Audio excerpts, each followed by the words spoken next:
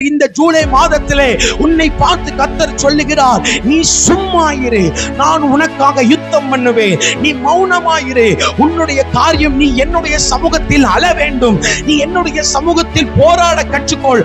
உனக்காக பட்டயத்தை நான் எடுத்துக்கொண்டு உன் சத்துருவுக்கு விரோதமாய் எதிர்ப்படுவேன் என்று கர்த்தர் சொல்லுகிறார். ஆகவே இந்த உலகத்திலே நாம் வாழ்ந்து நம்முடைய ஜீவனை முடிக்கிற காலங்கள் முழுவதும் சத்துருக்கள் நமக்கு விரோதமாய் எழும்பி நிற்பார்கள்.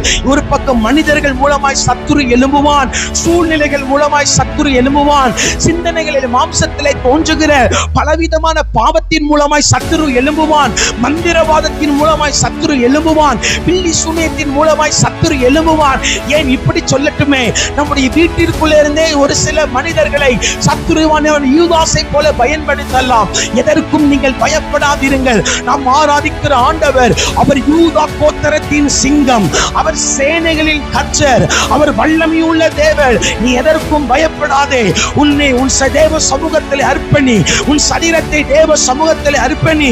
உன் ஆவி ஆத்துமாவை தேவனுடைய சமூகத்தில் அர்ப்பணி.